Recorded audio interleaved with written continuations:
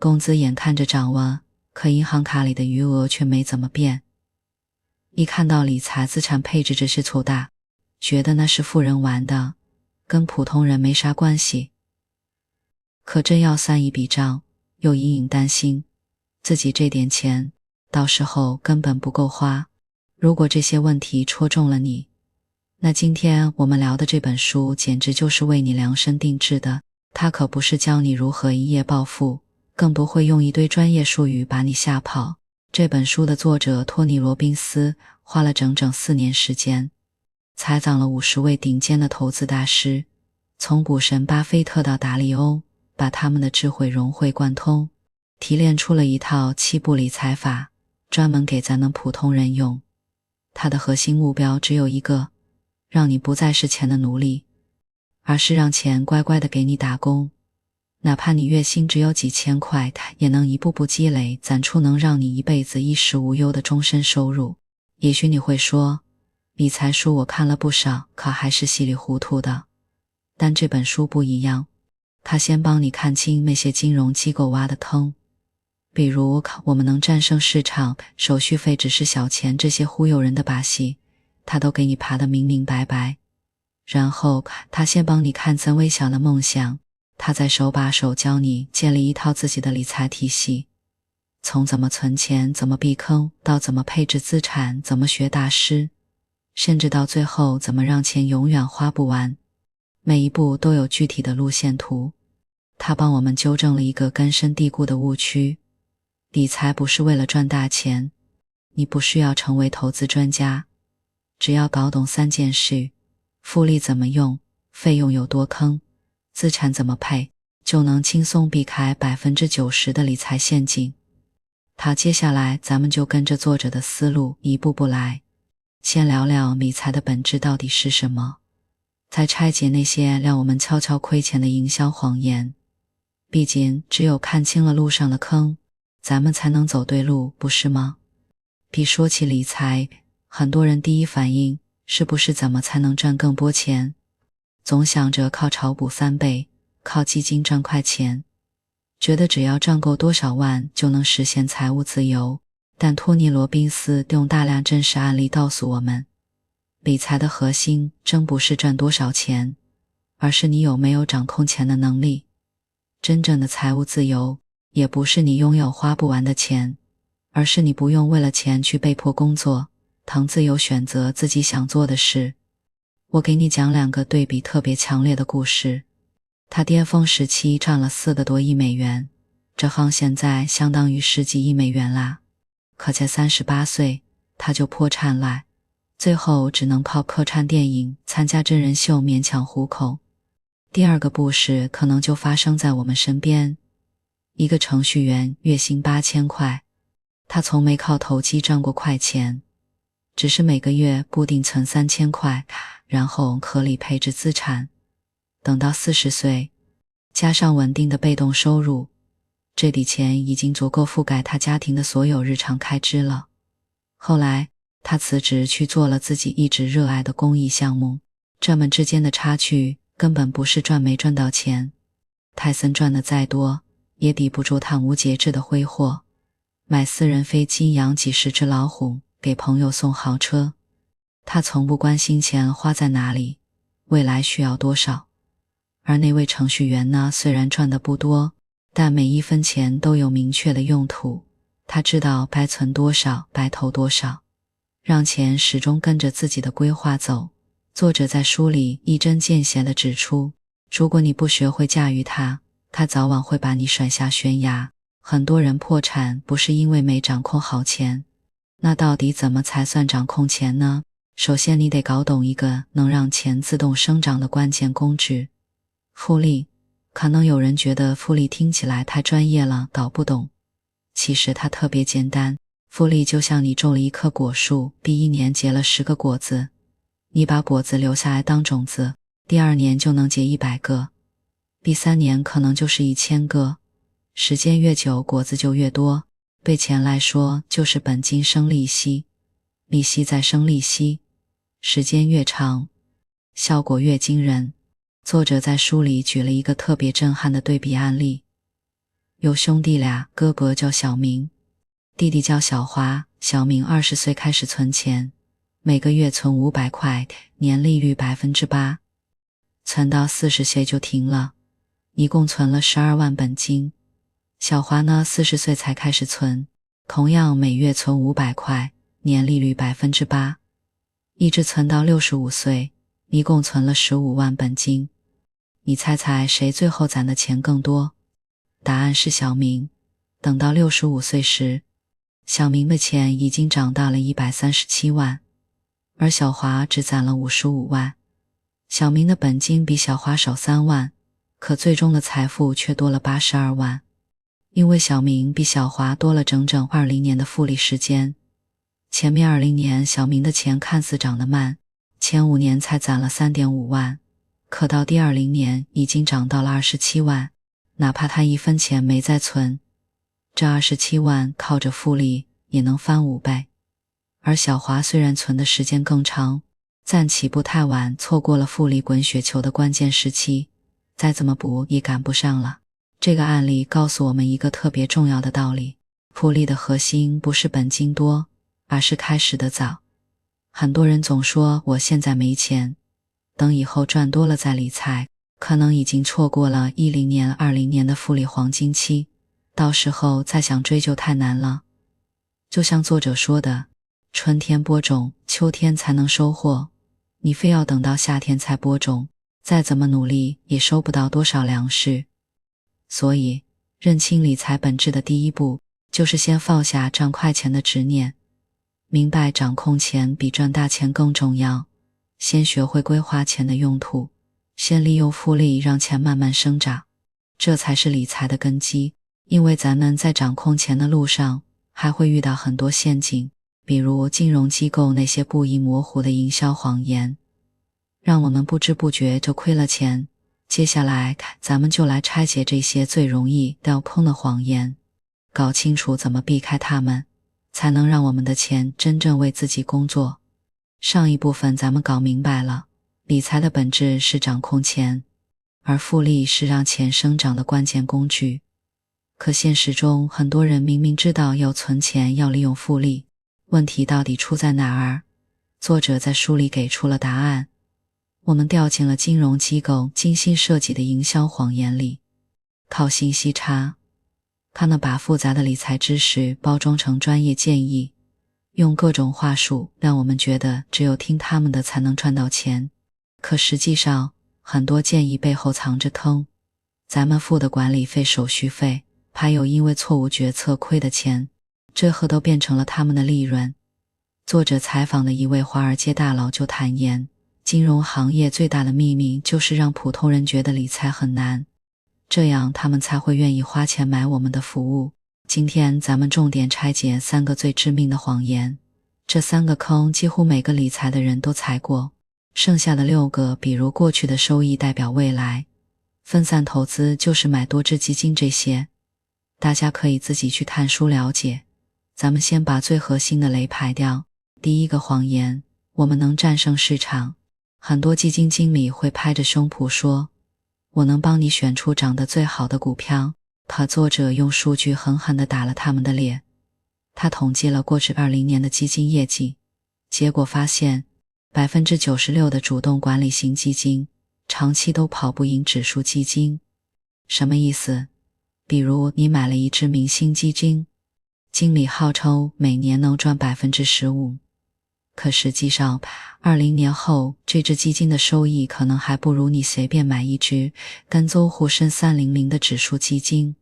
更扎心的是，就算少数基金某年跑赢了市场，下一年也大概率会跌回去。比如2020年的冠军基金，2021年可能就排在倒数，2021年的黑马基金，2022年可能就亏了 20%。 为什么？因为市场是不可预测的，没有任何人能永远准确判断股票的涨跌。那些说能战胜市场的基金经理，要么是运气好，要么就是在画饼。而你付出的高额管理费，比如主动基金每年通常要 1.5% 到 2%， 而指数基金只有1% 到 0.5%。指数 ETF 甚至低到1/1000，你付出的这些费用其实是在为他们的运气买单，备用只是小钱，不重要。很多人买基金理财时，觉得每年 1%、2% 的费用没什么大不了的。可作者算了一笔账，让所有人都惊呆了。如果你的投资本金是10万块，年利率 8.5% 的费用，那么30年后你最终能拿到的钱只有14万。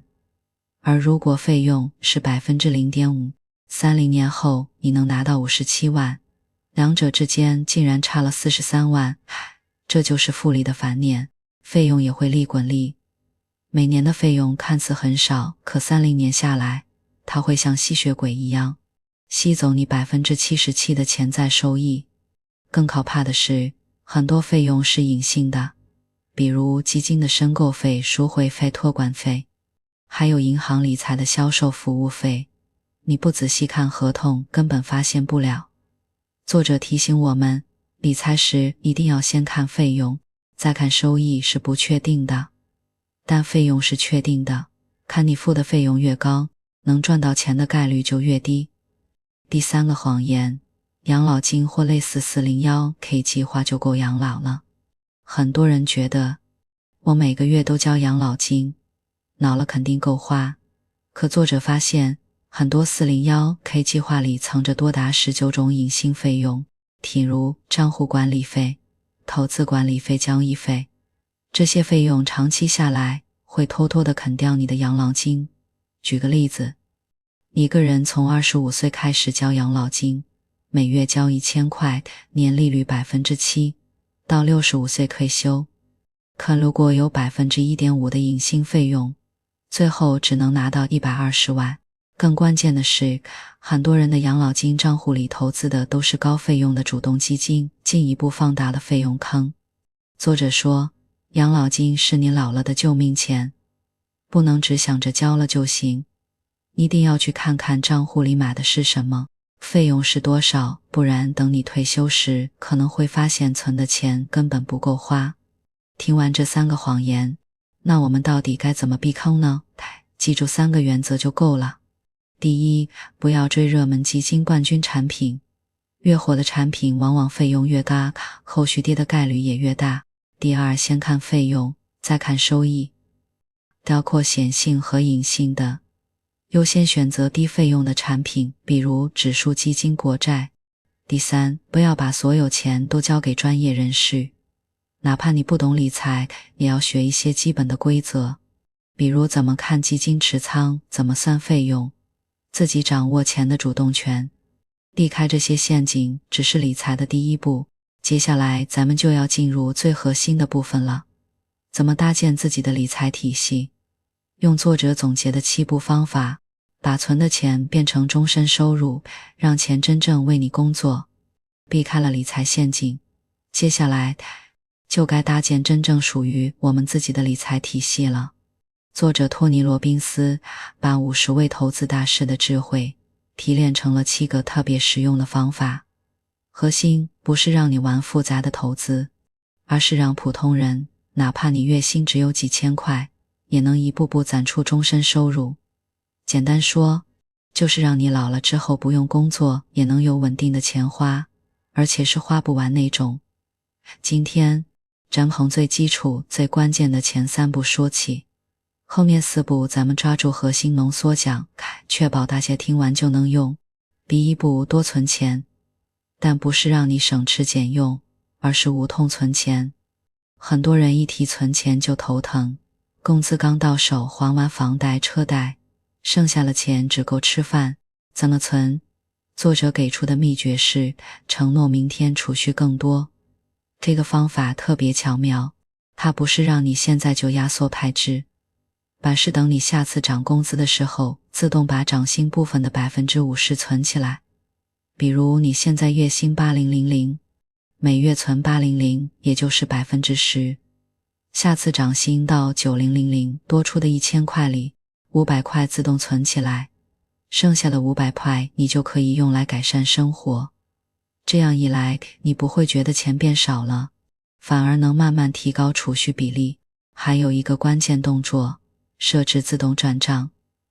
每个月发工资的第二天，让银行自动打理计划存的钱，比如收入的 10% 到 20%， 赶到一个专门的储蓄账户或投资账户里，看不见的钱就不会花。作者身边有个案例，一位月薪6000的护士，用这个方法每月自动存1200块，3年后攒下了 4.3 万，加上简单的理财收益，最后付了房子的首付。他说，刚开始觉得1200块挺多的，可自动转走后，慢慢就习惯了。所以，存钱的核心不是你能不能存，而是你有没有方法让自己不得不存。第二步，做规划，搞清楚你的梦想值多少钱。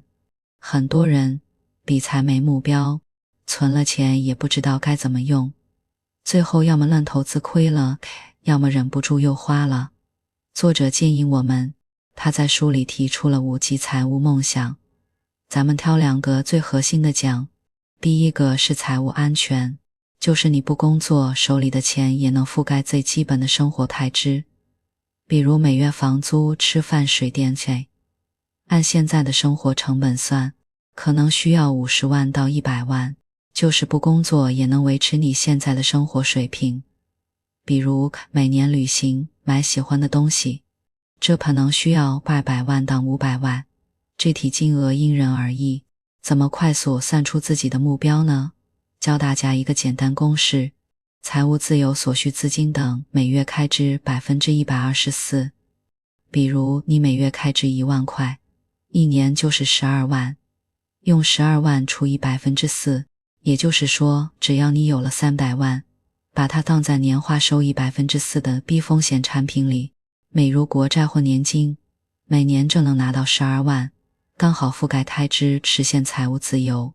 作者说，没有目标的理财就像没有目的地的旅行，走得再远也到不了终点。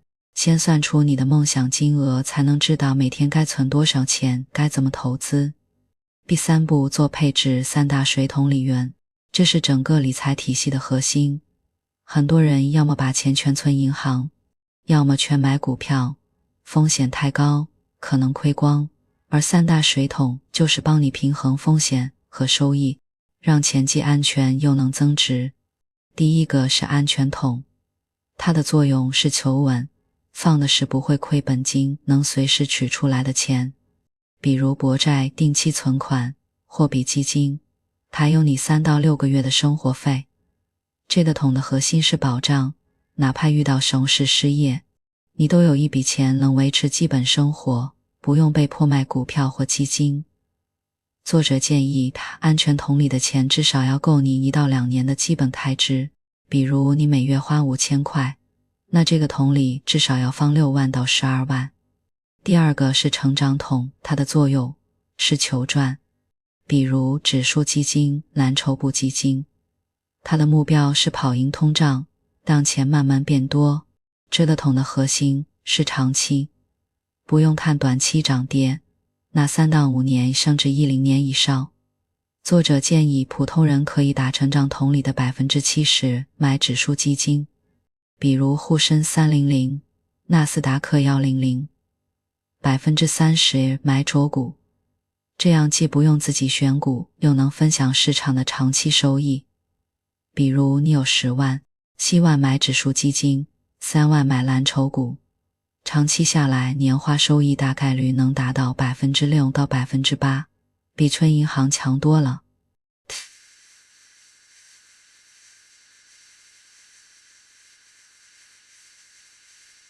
它的作用是求乐，放的是一小部分钱，用来实现你短期的梦想，比如明年去旅行，买个新电脑。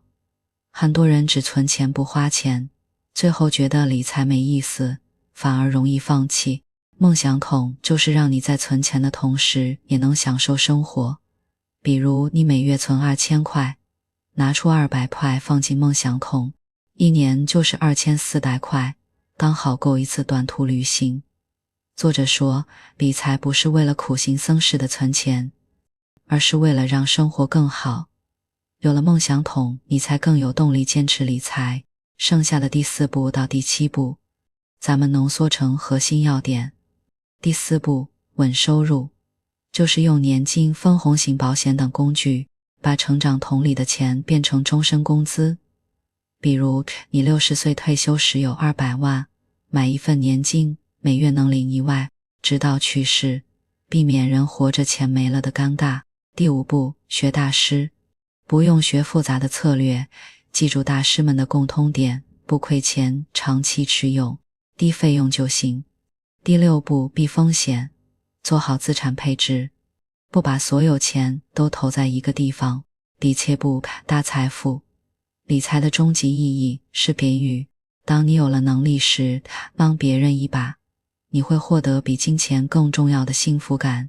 这7步看似很多，先无痛存下钱，再明确目标，最后用3大水桶做好配置。我们还得学学顶尖投资人的经验，让他能帮我们少走弯路。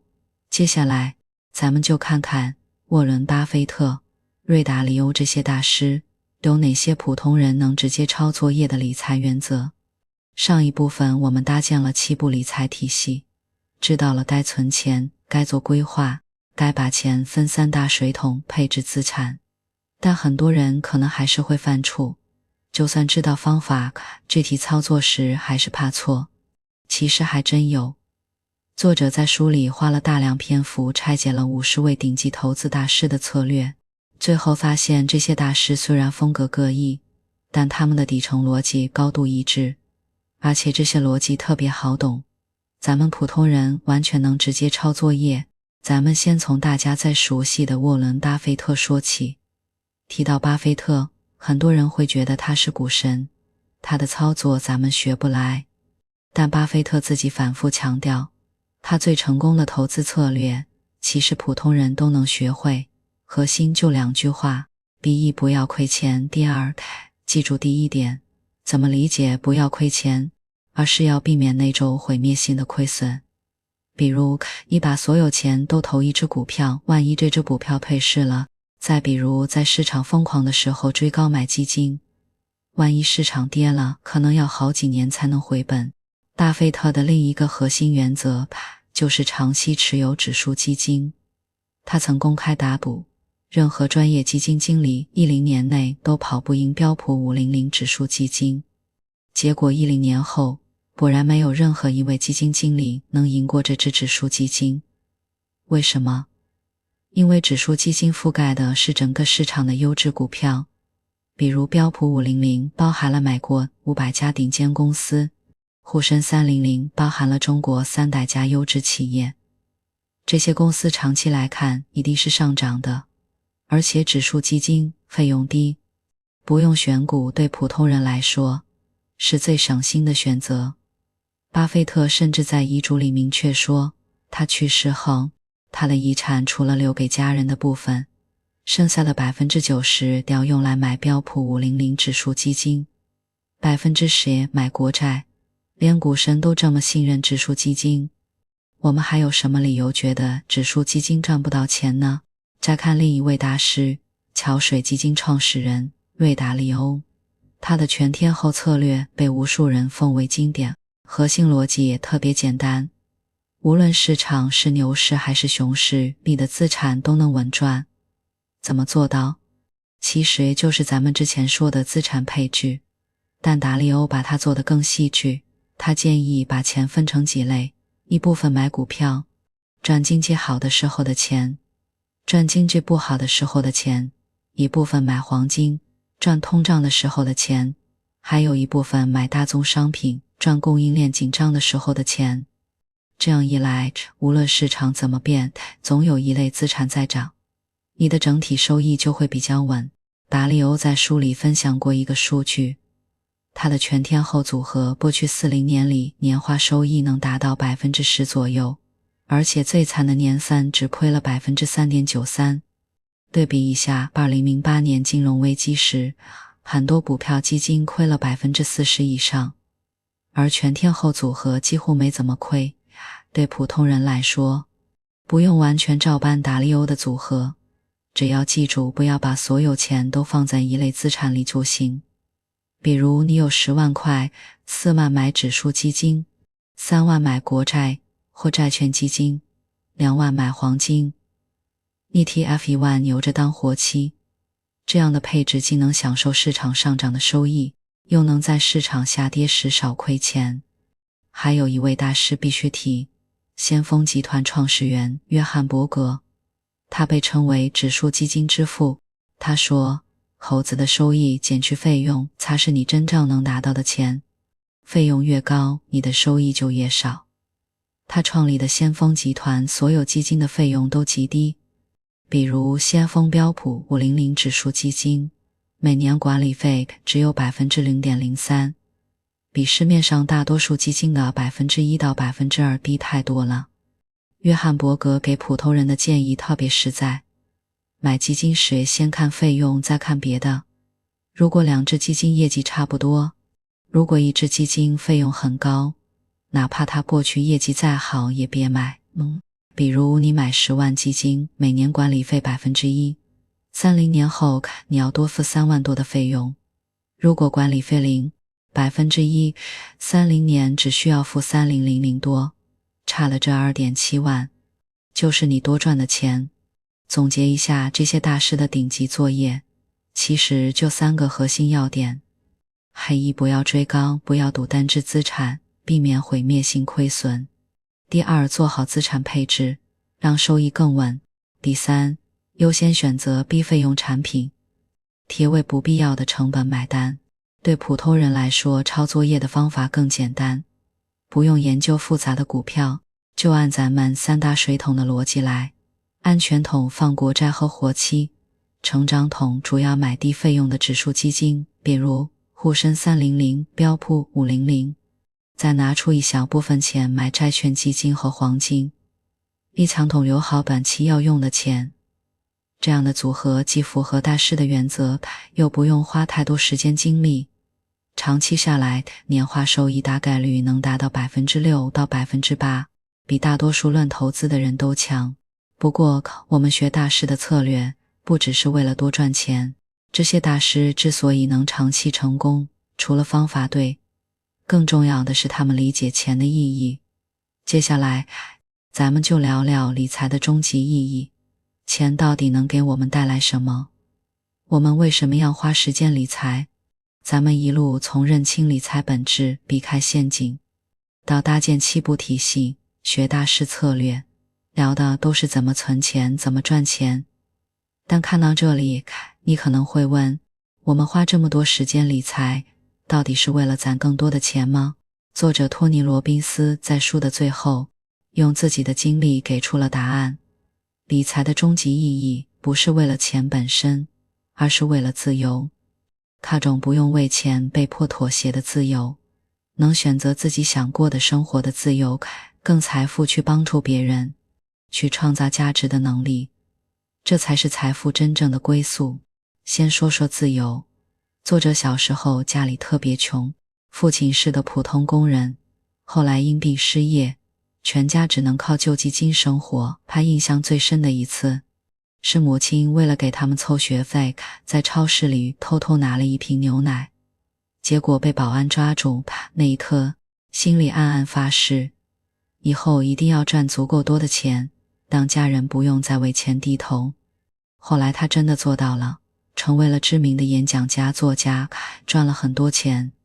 但他说，怕是他可以自由选择工作，他不用为了生计去做自己不喜欢的事，他可以花3年时间去采访50位投资大师，他可以随时陪家人去旅行，不用看老板的脸色，他可以把更多时间花在公益上，去帮助那些和他小时候一样穷的人。这就是理财能带来的自由。财务自由不是有花不完的钱，而是你的被动收入，比如理财收益和租金，能完全覆盖你的生活开支。当你实现了这一点，你就可以去做自己真正热爱的事。有人想辞职开一家小书店，有人想陪孩子环游世界，有人想去偏远地区支教，这些选择都需要钱作为支撑。真正的目标是过自己想过的生活。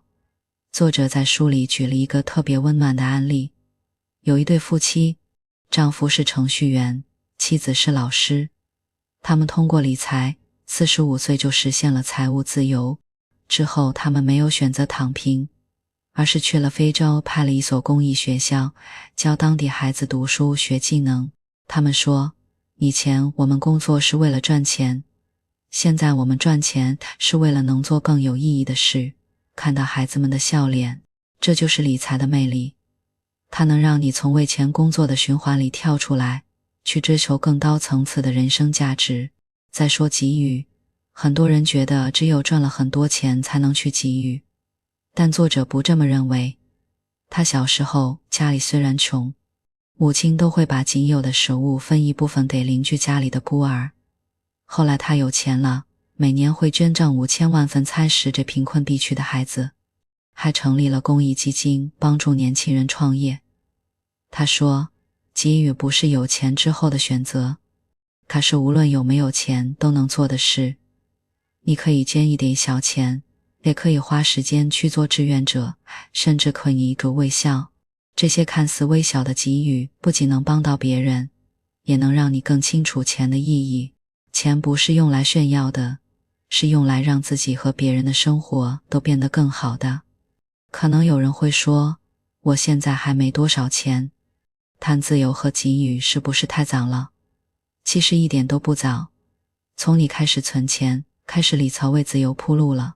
每月存的几百块看似很少，但慢慢积累就能变成你未来选择人生的底气。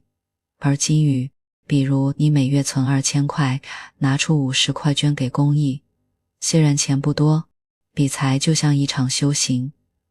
我们从学习怎么赚钱开始，慢慢明白怎么掌控钱，最后找到钱能带来什么价值。当你想通了这一点，理财就不再是枯燥的任务，而是实现人生目标的工具。